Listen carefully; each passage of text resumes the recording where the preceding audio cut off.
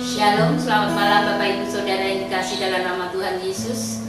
Mengucap syukur jika pada malam hari ini kita dapat bersatu hati di dalam ibadah doa pada malam hari ini. Dan saatnya kita akan mendengarkan firman Tuhan yang akan disampaikan oleh Pendeta Yohanes Edi Santoso. Tapi sebelumnya kita akan angkat satu pujian, Kau yang terindah.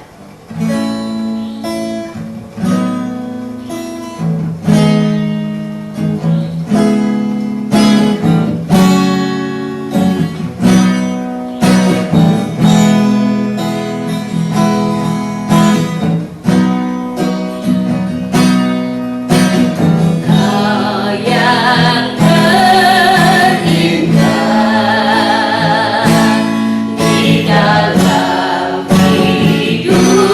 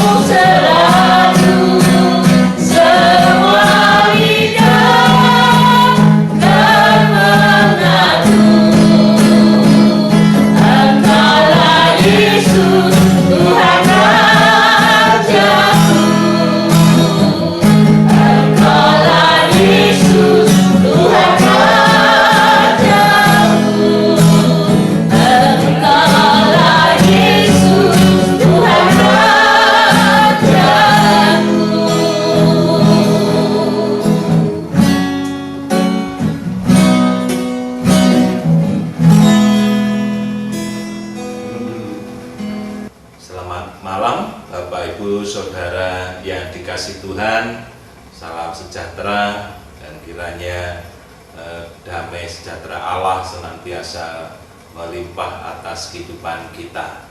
Dan pada kesempatan ini kita akan bersama sehati untuk kita terus berdoa akan pergumulan-pergumulan dalam kehidupan kita maupun dalam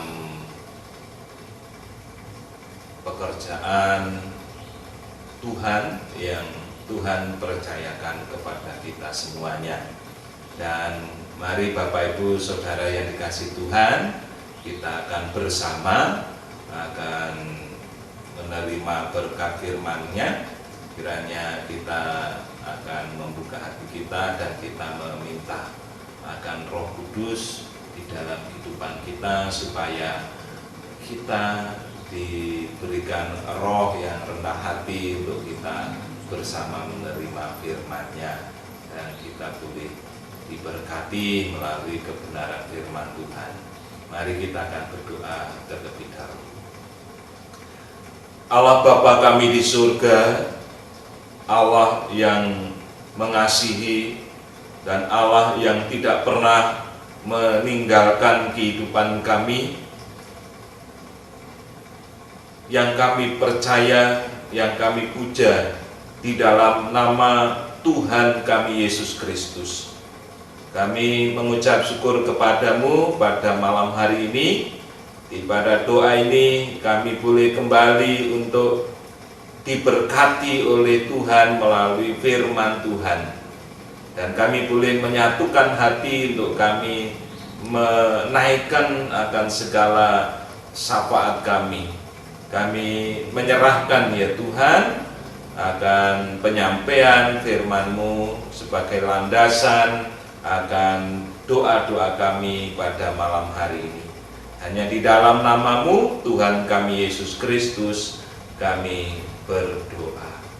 Amin. Bapak Ibu Saudara yang dikasihi Tuhan, malam hari ini firman Tuhan saya ingin menyampaikan dengan tema tetap berusaha dan percaya bahwa Tuhan pasti selalu membuka jalan bagi kehidupan kita. Bapak Ibu Saudara yang dikasihi Tuhan, di situasi yang sulit, di situasi yang tidak mudah, yang dimana semua orang menghadapi akan kondisi yang tidak mudah seperti yang terjadi pada saat ini, tentunya banyak yang menghadapi dengan penuh ketakutan, kekhawatiran, bahkan keluhan-keluhan di dalam kehidupannya, dan kadangkala terjadi keputusasaan dan tidak mampu untuk menghadapi keadaan yang sulit seperti saat ini. Karena kita tahu ya, bahwa kita dibentengi atau kita ini dihadapkan dengan situasi di mana kita dibatasi dalam segala aktivitas kita. Semua orang dibatasi dengan aktivitasnya karena corona yang masih terjadi, ya, yang masih terjadi begitu banyak penularannya, dan tentunya ini menjadi suatu pokok doa secara khusus bagi kita semuanya, supaya kita terus berdoa memohon akan campur tangan Tuhan supaya apa yang terjadi saat ini secepatnya dapat terselesaikan. Karena dengan situasi yang seperti ini tentunya menimbulkan akan kesulitan, penderitaan, keadaan yang tidak mudah di dalam kehidupan ini, ya. Dan hal ini yang sedang terjadi dalam kehidupan di sekitar kita, dan bahkan kita sendiri juga menghadapi kondisi seperti itu. Namun bagaimana sikap kita sebagai orang percaya dalam menyikapi situasi yang sulit ini, bahwa kita harus tetap optimis dan kita terus berusaha dan kita percaya, ya, kepada Tuhan yang mempunyai segala perkara dalam kehidupan ini, yang mempunyai kehidupan dan berkat, pasti selalu memberikan pemeliharaan yang luar biasa atas kehidupan kita.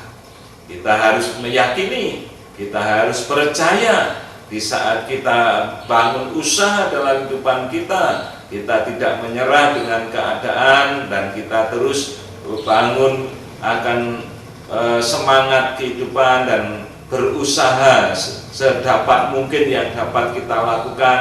Pasti ada jalan keluar, pasti Tuhan buka jalan sehingga kita dapat melewati di masa-masa yang sukar, masa-masa yang sulit yang sedang kita hadapi. Bapak Ibu Saudara yang dikasih Tuhan, saya ingin membuka satu peristiwa yang terjadi di dalam kehidupan umat Allah, ya, yaitu bangsa Israel dengan pengalaman hidupnya dengan Tuhan, apa yang sedang terjadi, dan kita melihat di situ ada suatu pelajaran yang sangat indah, ya, yang disampaikan. Saya ingin membaca firman Tuhan dari 2 Raja-Raja pasal yang ke-7 ayat yang pertama sampai ayat yang ke-20.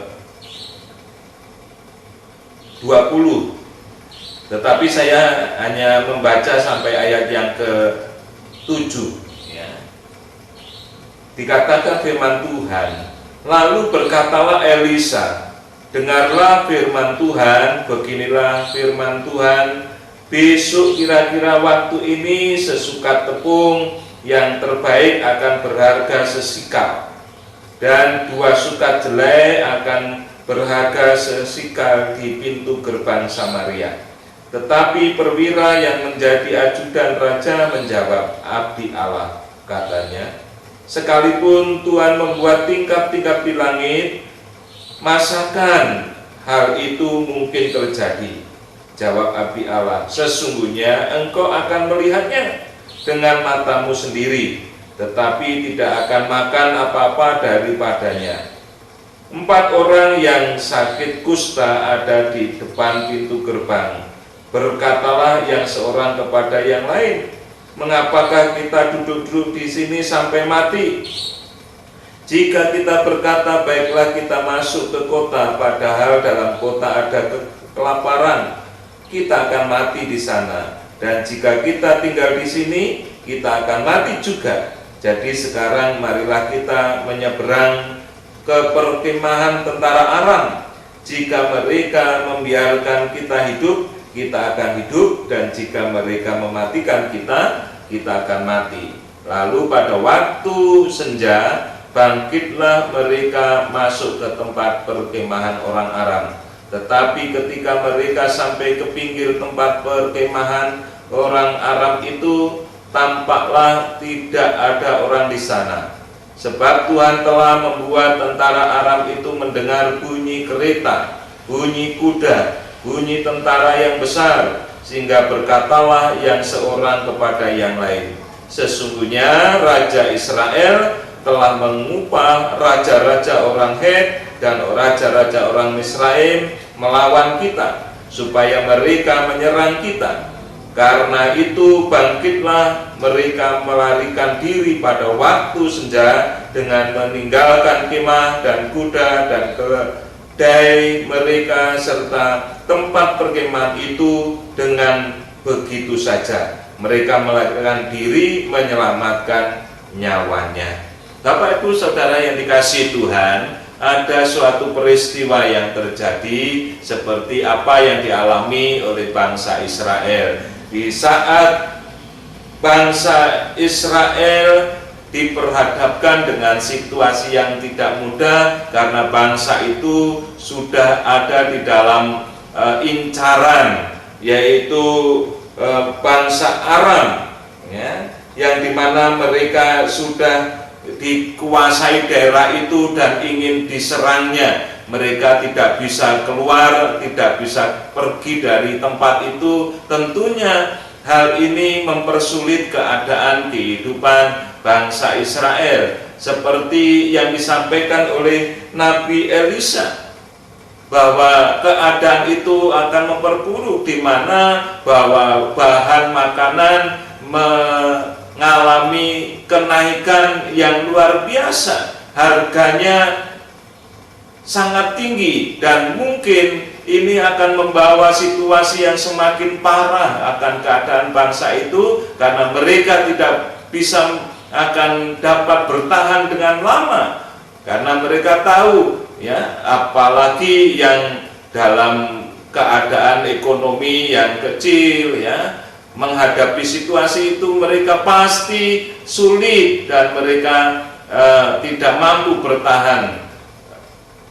Dan orang-orang yang punya uang pun mereka juga sadar bahwa hal itu akan membuat mereka sama-sama menderita, ya, karena bahan makanan yang semakin melonjak harganya lebih dari harga yang biasanya, dan dikatakan di situ bahwa mereka semuanya dalam masa penderitaan.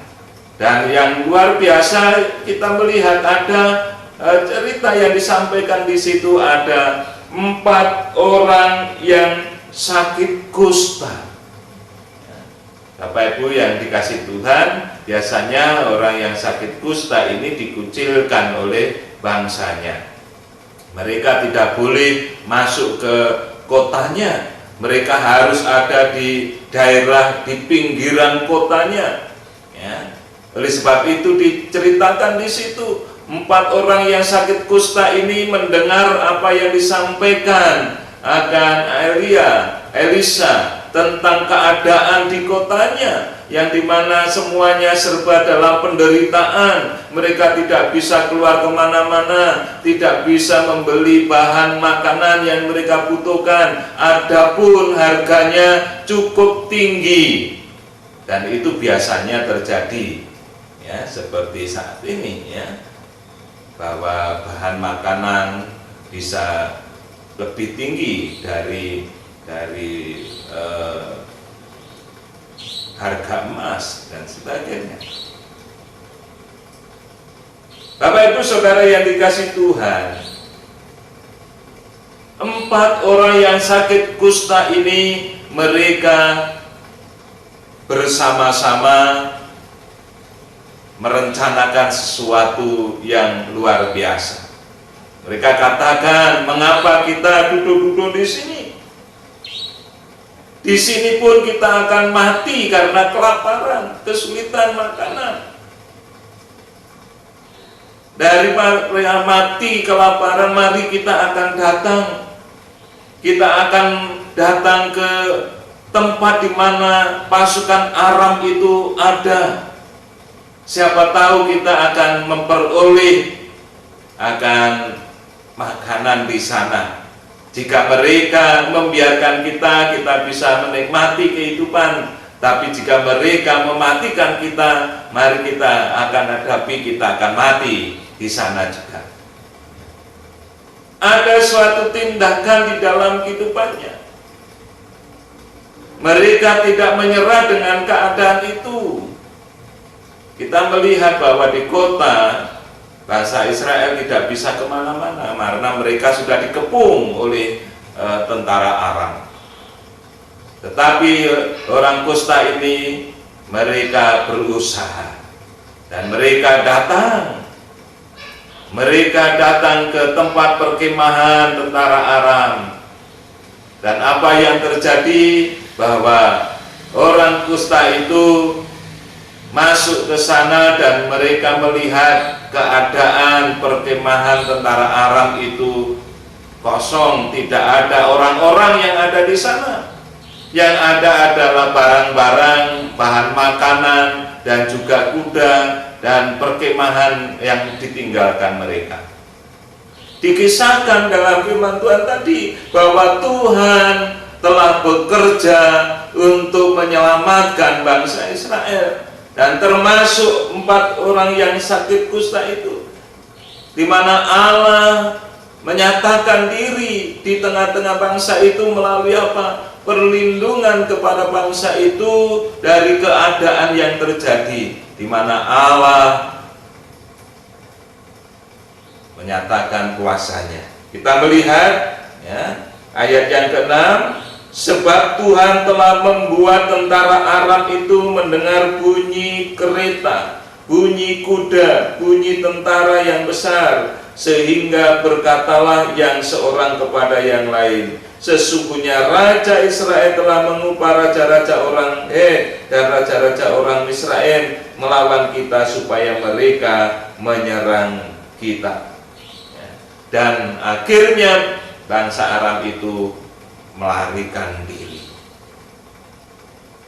Bangsa Israel tidak berperang melawan tentara Aram, karena Allah memberikan jalan keluar, Allah bekerja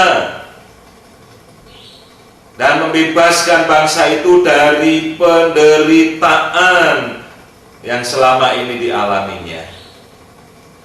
Dan itulah yang terjadi dan juga dialami oleh 4 orang yang sakit kusta tadi, yang melihat akan peristiwa itu dan apa yang dilakukan. Dengan suatu keyakinan mereka datang ke sana, dan yang melihat akhirnya mereka mengambil bagian menjarah ya, 4 orang kusta ini mengambil milik yang ditinggalkan oleh tentara Aram tadi, mengambil bahan makanan, mengambil peralatan, apa saja yang ditinggalkan diambil. Dan di saat itu mereka sadar, dia katakan, nah, seperti ini tidak baik ya. Apa yang dilakukan itu tidak baik, karena mereka hanya mencari untuk kepentingan diri mereka sendiri. Tetapi akhirnya bahwa orang-orang kusta ini, mereka datang ke kota dan memberitahukannya akan peristiwa itu, keadaan itu, dan akhirnya pemimpin atau Raja Israel memberitahukannya supaya mereka melihat, mengutus ya, masih dalam keraguan, ketakutan, siapa tahu bahwa itu adalah taktik perang yang akhirnya nanti menjebak mereka dan menghancurkannya. Tetapi bahwa mereka diyakinkan dan mereka akhirnya melihat peristiwa itu adalah nyata.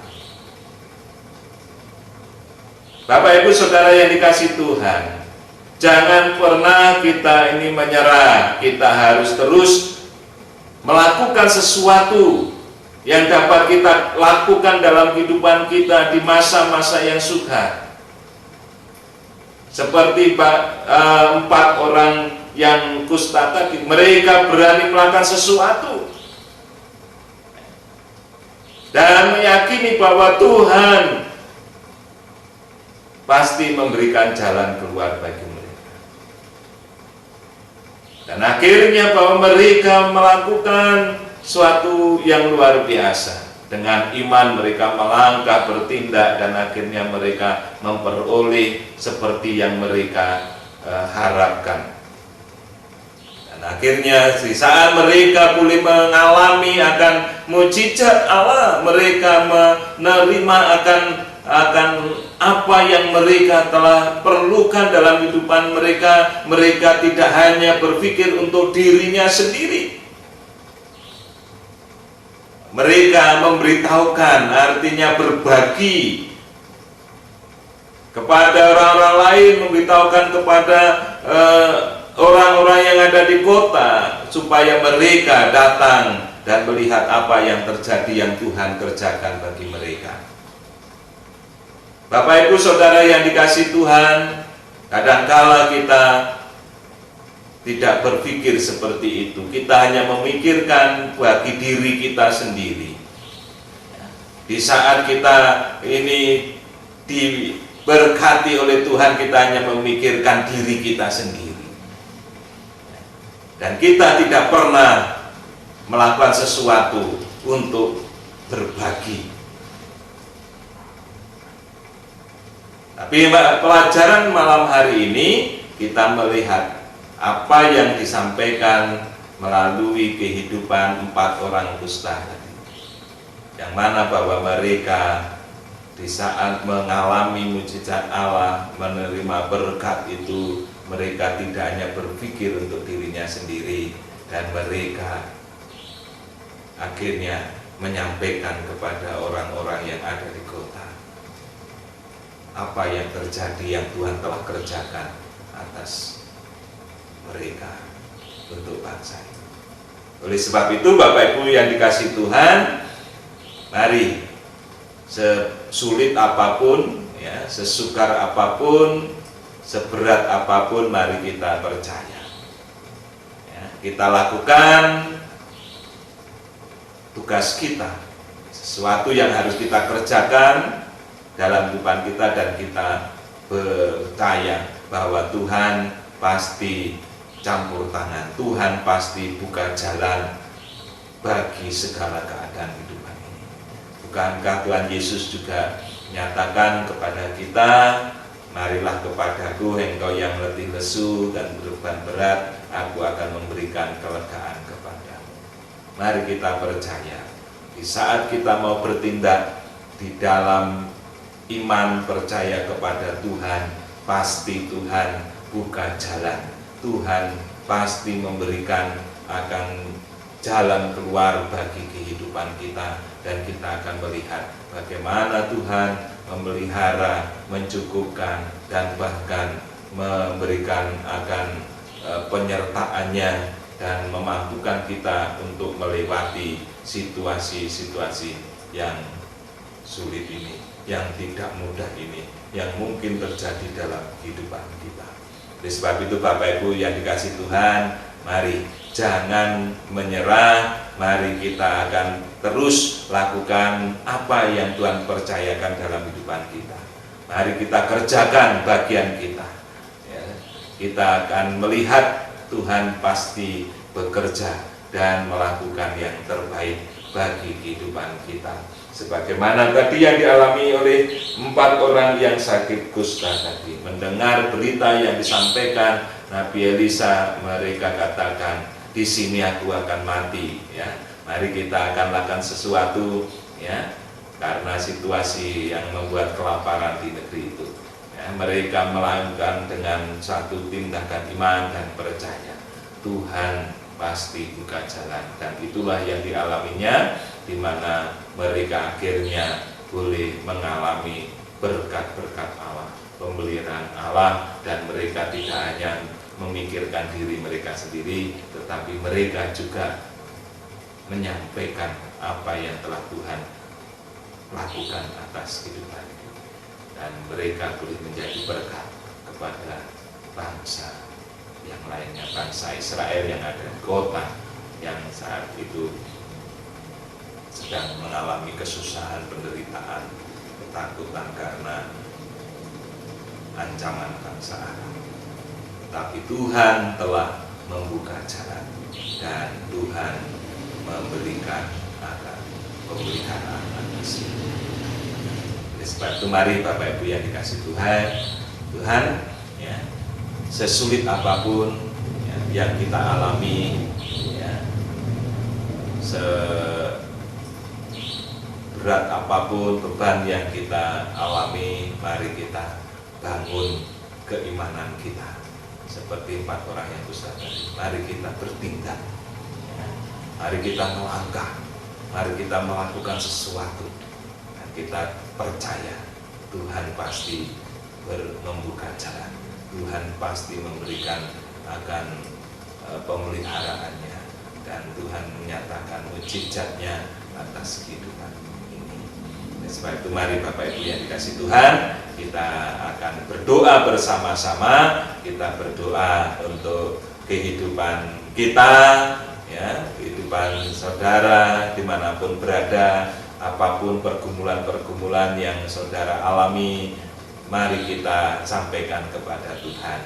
Dan mari kita percaya bahwa Tuhan pasti buka jalan untuk kita keluar dari masa-masa yang sulit ini. Dan kita juga berdoa untuk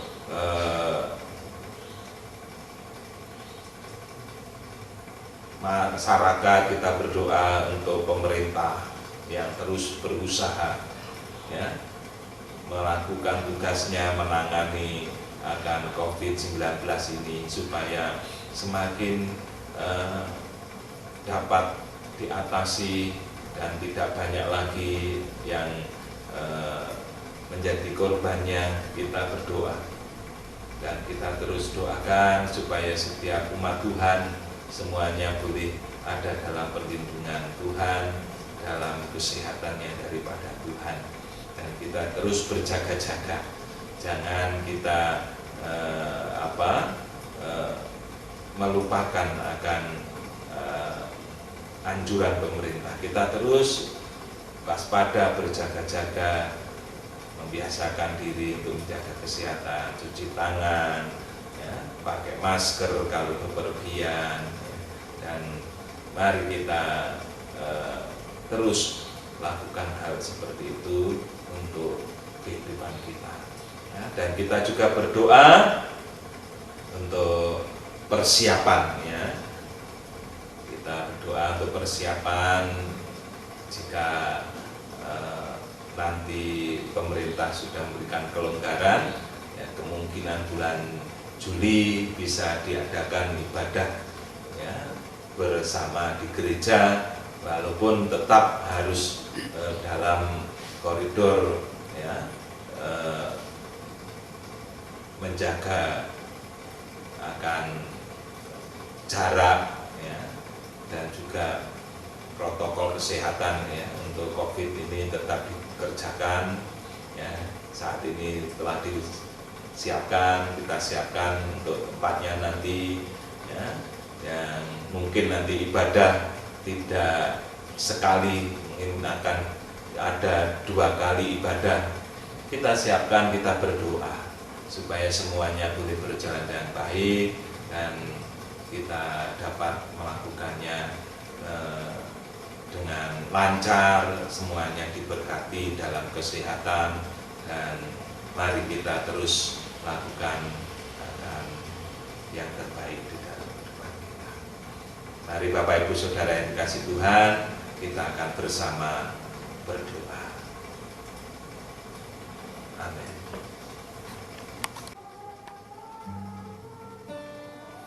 Kita telah mendengarkan akan firman Tuhan.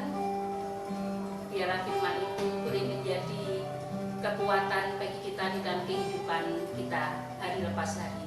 Dan saatnya kita akan menaikkan doa syafaat kita. Tapi sebelumnya kita akan naikkan satu pujian.